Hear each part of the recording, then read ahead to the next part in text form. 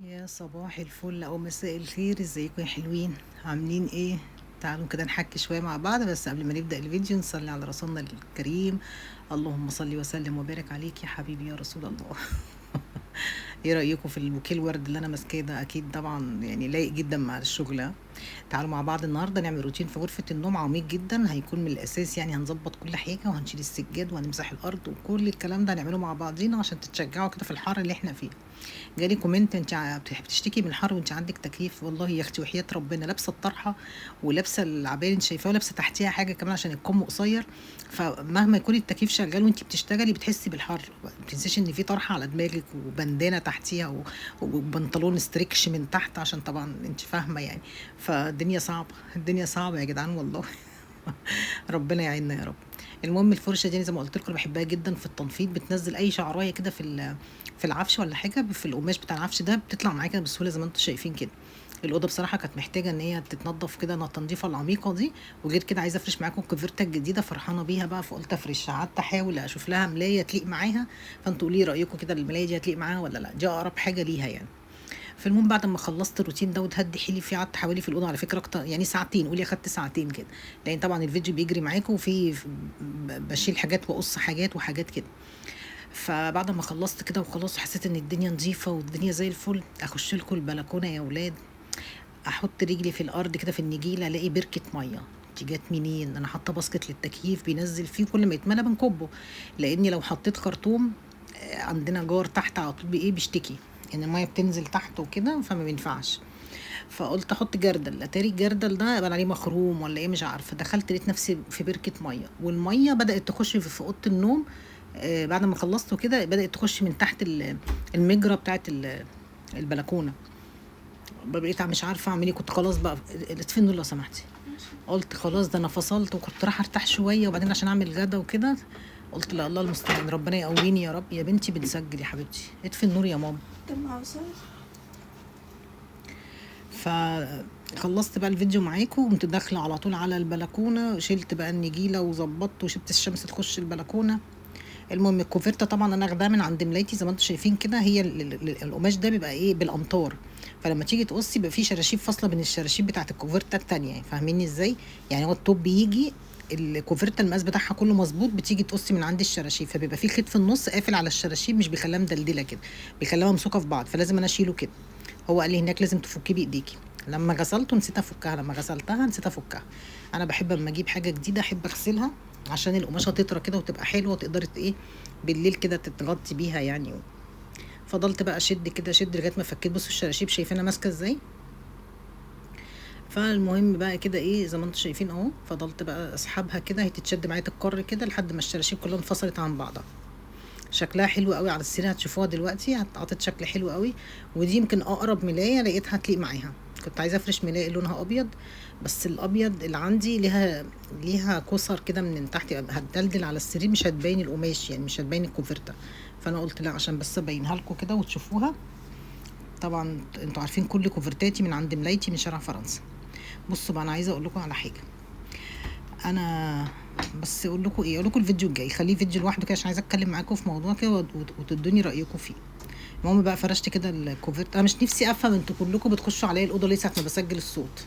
انا بشوفكمش طول النهار. يعني يما المهم خدت السجاد ونفضته على السلم، وانا بنفضه وعارفين الشراشيب اللي انا بقول لكم انا بكرهها دي، ما بحبهاش في السجاد، وانا بنفضهم على السلم كل الشراشيب كلها وقعت. قلت يا احمدك يا رب. احمدك يا رب. طبعا حد قال لي على السجاده بتاعت الريسبشن دي اقعدي ضفريها، والله يا اختي هقعد بس اكون فاضيه كده وقاعده ايه مضفراها ومظبطه الدنيا. طبعا انتوا كلكم عايزين تطمنوا على مروه لسه في المستشفى يا بنات، ادعوا لها دعوه حلوه كده عشان تطلع بالسلامه، الدكتور مش عايز يطلعها لان الحاله مش مستقره، فربنا ان شاء الله يطلعها كده على خير باذن الله. هو انتوا بتخشوا لي وانا بسجل الفيديو؟ هتصلي وانا قاعده يعني قدامي يعني ولا ايه بالظبط؟ رؤية صليتي ولا لسه؟ بس طيب يلا. المهم كده يا ولاد زي ما انتم شايفين قلت بقى ايه غير كيس المخدات كده، يعني الطقم بقى كله اتغير مع بعض. بصوا الشراشيب بتاعت الكوفرته دي حلوه قوي طويله قوي، عارفين اللي هي مش القصيره، عارفين الشراشيب الطويله كده وليها شكل حلو قوي. هقرب لكم الكاميرا دلوقتي هتشوفوها. قلت بقى احطها كده على السرير. هي عايزه لها ملايه لونها كده، بس ان شاء الله لما ابقى انزل تاني باذن الله. اهو كده. ايوه شايفين الشياكه والاناقه يا ولاد؟ قولي بقى لايقه ولا مش لايقه؟ ومش باينه قوي يعني نحس كده ان الدنيا ايه حلوه، بس اديت الاوضه كده لون حلو، لون مزهزه كده غير البيجيهات شويه. مسكت بقى كل حاجه وشلت السجاد زي ما قلت لكم، وجبت بقى كولوريكس الوان بقى، وهتشوفوا كل حاجه دلوقتي. هنشجعكم يعني هنشجعوكم يا شابه، يعني هنشجعوكم يا شابه. مسكت بقى البنكيت ده، مسكته كان عليه برضو بيبقى عليهم شعر، عارفين القماش كده، القماشه البنده دي بتلم شعر كده، فبتمسكيه بقى ايه تشيليه من عليها يعني. هنا بقى خلصت الجزء ده كله، جيت بقى على الكومودينات امسحها الاول، ما فيهاش حاجه، انا كنت مسحاهم من كام يوم معاكم.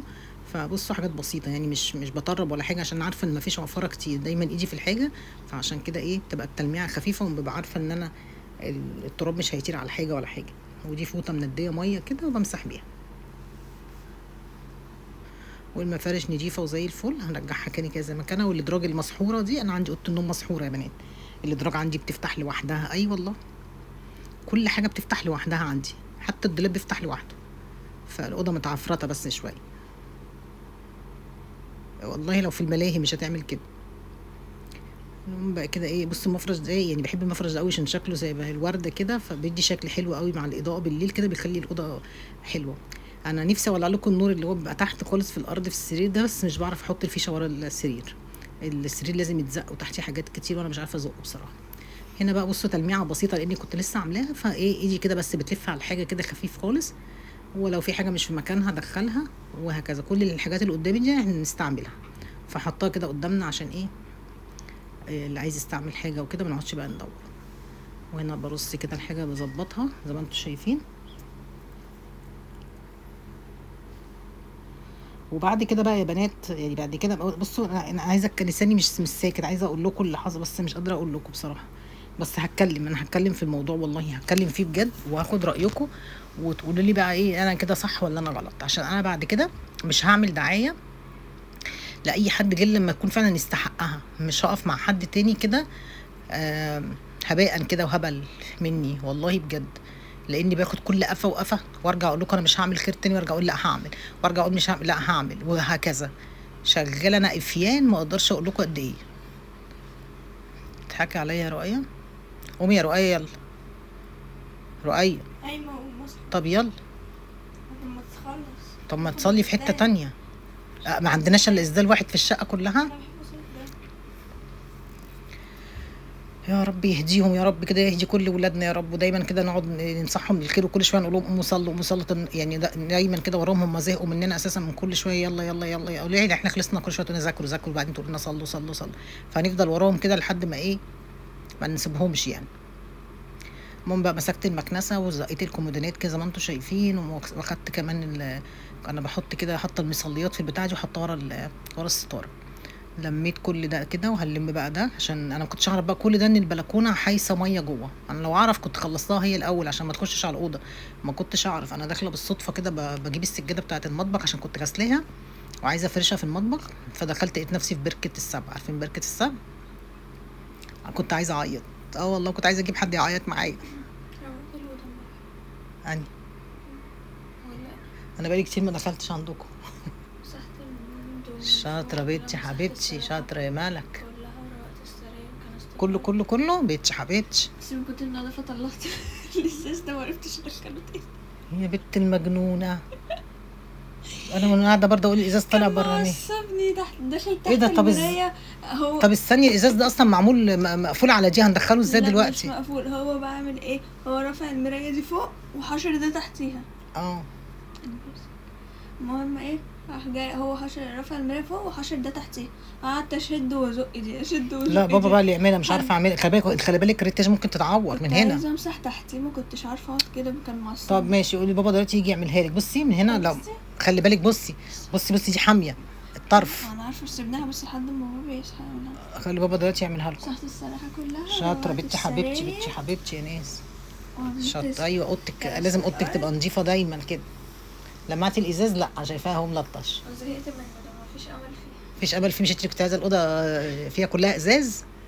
ماشي بس حضرتك عندك ريتاج ورقاية، يعني انا لو عليا عادي همسك من هنا. يلا يا رورو يا حلوه يا جميل. ما خلصت اهي ما خلصتش لسه. استنى بس. ماشي يلا. ف زي ما انتم شايفين كده بقى ايه، نضفت الاوضه وكله، سابت الازاز، سابت الازاز لمين؟ ليا اكيد. المهم كده مسكت بقى تحت السراحه وكل حاجه ظبطتها. الكرسي بتاع السراحه ده انا عارف هو من جوه، انت مسحه اصلا، انت كده مسحه. ما انا ما كنتش طايله فوق. ماشي هطلع على الكرسي بقى. ف الكرسي السراحه بنات اللي تيجي عروسه بقى تعمله ولا حاجه، تعمله كده زي صحاره من جوه، بينفع في حاجات كتير. بحط فيه كل الديكورات اللي انا بحطها في الريسبشن بره، بحطها فيه واغير منهم وكده، فاهمين ازاي؟ هنا برضو زقيت الكومودينو كده عشان عايزه اجيب من ورا البتاعه الطويله دي من جوه، فكيت بقى كده ونزلت كده، ضربت غطس تحت وطلعت لكم على طول. والله يا جماعه عملت مجهود جامد النهارده حياه ربنا، لغايه نص ما حسيت ان انا مفلفصه كده مش قادره خلاص، والجو حر قوي قوي قوي. يا تقولي يا جيجي التكييف، اقول لكم والله شغال، بس انا حرانه برضو، لابسه هدومي وكده وبتشتغلي في حرانه. ربنا يا رب يهون السيف علينا يا رب. خلصت كده، ايوه كده تحت، انا كده اتبسطت بقى. لسه بقى اجيب الكلور دلوقتي وهنكب بقى وهنزقطط دلوقتي عشان نحس كده بالطراوه دخلت لنا الاوضه. انا بغطي الكرسي كده ليه بقى؟ عشان انا حاطه روج وحاطه حاجات كده فوق، فبيجي ياخدوا حاجات فبتنزل على الكرسي فهتبوظه، فانا حاطه كمفرش كده بسيط صغير، دي الحاجه بتقع عليه باخد المفرش اغسله وارجعه تاني بدل ما اقعد ادعك بقى. هنا بقى حطيت شويه كلور بميه دافيه كده سخنه يعني، وقمت بقى داخله بقى كده في الاركان بقى ورا الكومودينات. ولو اعرف ان البلكونه فيها انا لقيت بقى في شويه ميه داخلين من تحت البلكونه، بس انا قلت يمكن الجردل ايه كب مني ولا حاجه. اتاري البلكونه حايسه. انا بشيل النجيله كده، لقيت لكم ايه، اقول لكم ايه، ميه كميه ميه رهيبه. فطبعا لو سبتها هتعمل عفونه وهتعمل ريحه مش حلوه، فاخدت بقى البتاع نشرتها وطلعت المنشار بره الاوضه. بصوا وشلت الحاجات وشلت السلم اللي كان محطوط بقى وكده، ما كانش وقتها خالص بصراحه، يعني ما كانش وقتك اساسا، بس يلا الحمد لله. وهنا بقى هنا كنت بهرش بشرح لكم يعني بالتفصيل. مسكت كمان الحلق بتاع الدولاب ده بالمكنسه وشفطته ومسحته بالفوطه، هتشوفوني دلوقتي مسكت الفوطه كده ولمعت كمان. وفين بقى يا جيجي؟ حد سألني فين التلفزيون بتاع غرفة النوم. تلفزيون غرفة النوم انا كنت واخداه في المطعم لو تفتكروا، لما جيت بقى الحاجات بتاعة المطعم استغنيت عنها، انا ما كنتش موجوده، فخالد اللي كان موجود، فخالد ما خدش باله ان احنا اخدينه من اوضه النوم وحاطينه هناك، فخالد فكروا من الحاجات اللي احنا هنسلمها اللي هياخد مننا المحل بيه، فسلم المحل بالشاشه كده. فبعد ما كلمت فين يا ابني الشاشه، قال لي ما سلمتها للراجل، وكان خلاص بقى الراجل دفع حق كل حاجه اللي هو اخدها يعني، فمش معقول هنروح نقول له طب ادينا التلفزيون تاني. فكان اخده بقى حطه في المحل عشان هو فتح المحل ملابس. ف وحياة ربنا لو اقول لكم انا سبت المحل ده المطعم ده ليه، كلكم هتستغربوا وتقولوا لي حول ولا قوه الا بالله. لو احكي لكم اللي حصل فيه هتقولي يعني الله يكون في عونك فعلا، وكان لازم فعلا تقفلي. هبقى احكي لكم برضو. انا بصوا بسكت، مش برضه اتكلم في حاجات كتير، بس بصراحه فاض بيا خلاص، وعايزه اتكلم وعايزه اصوت وعايزه الم الناس عليا، وعايزه اجيب حد كمان يصوت معايا. ايوه كده خلصت كده ودخلت بقى الكرسي مكانه. وبص الاوضه كانت والله ريحتها كده ايه، ما اقولكوش لغايه اخر اللحظه دي وانا مبسوطه، يعني لغايه اللحظه اللي انا بفرش معاكم دي انا قلت هفتح البلكونه واشمس بقى الاوضه، شد الستاره اللي بره وادخل الشمس كده الاوضه. والشمس كانت حلوه كده، بتيجي عندي لحد المرتبه في النص لما بشد الستاره اللي بره خالص. قلت كده كده مش بخش اوضه النوم يعني، عشان لو حد كشفنا من البيت اللي في وشنا ولا حاجه. مسكت بقى، بص بعد ما شفطت الحلق كله، مسكت بقى فوطه كده منديه ميه، وطلعت برضو اكتر من اللي انا كنت شفطاه يعني. طبعا الدولاب الجرار والحاجات دي طبعا بيخش فيها تراب عشان تبقوا فاهمين، فلازم اول باول كده ايدينا جوه الدولاب من جوه عشان التراب، لو في جاكيت مثلا محطوط فيه عليه تراب بتعمليه بالفرشه اللي معاكي دي كده، وهكذا. اخدت بقى ورا، اخدت باب اوضه النوم كمان مسحته كله. طبعا في مقاطع مسحتها وانا بمسح الدولاب كله عشان اطلع فوق البنكيت ده، وطلعت مسحت اللي فوق ونزلت. نسيت امسح النجفه بقى، دي الوحيده اللي انا نسيت اعملها، هي والتكييف، بس مره تانية ان شاء الله. نفضت بقى السجاد كله كده، نزلت كل حاجه فيش من غير ما اشفطه بمكنسه ولا حاجه، كان نفسي اعمل الحركه دي من زمان يعني. طلعت بره على السلم وقفلت باب الشقه عليا، وقمت تشك تشك تشك فيه من يوجعك، مسكت السجاده طلعت فيها كل نكدتها. عارفين لما تكوني ماسكه واحده كده في ايديك ونرازه منها وتفضلي تنكشي فيها؟ انا عملت كده في السجاده لغايه ما وقعت الشراشيب منها، طالعه لقيت كل الشراشيب واقعه على السلم. فاخدتهم وكنست قدام باب الشقه بقى، طبعا مش هنسيب الدنيا كده للجيران يعني. وخلاص بقى مبسوطه ورايحه اقعد بقى. بص حطيت السجاده دي وانا مش واخده بالي ان هي هتتبل عصره ميه، ما اخدتش بالي، بس يلا زي بعضه. بصوا الاوضه راحت فل شمعه منوره بقى. ما تنسوش اللايك يا جماعه عشان انتم مقصرين معايا في اللايكات، ودعواتكم طبعا لمروه مرات اخويا تطلع بالسلامه يا رب. والله احنا مستنيين اليوم ده بفارغ الصبر يعني، ربنا يطلعها لبنتها بالسلامه يا رب.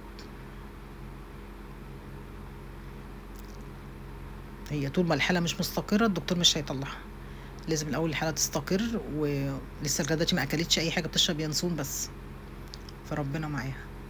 خلاص بقى بصوا الدنيا عملت ازاي، شايفين الجمال والحلاوه؟ بذمتكم ما تستخسروا فيا اللايك. تعالوا بقى نشوف الكوفرته كده مطفينا النور عشان تبان الرسمه اللي فيها. بصوا الجمال، شايفين يا بنات؟ الكوفرته دي انا اخدتها ب 450 جنيه. اي والله كان في عرض لحد يوم الجمعه والسبت، على فكره زمان العرض خلص. لو كنت لحقت العرض كنت زمانك اخدتي كده منها للعروسه، لاي حاجه كده، وتكيسيها تكيسه حلوه كده وتبقى شكلها شيك قوي. وممكن تقطعي بالمتر وتعملي منها مخدات كده. ده كان الفيديو بتاعنا النهارده وروتيننا معاكم. اشوفكم بكره على خير يا احلى اخوات في الدنيا.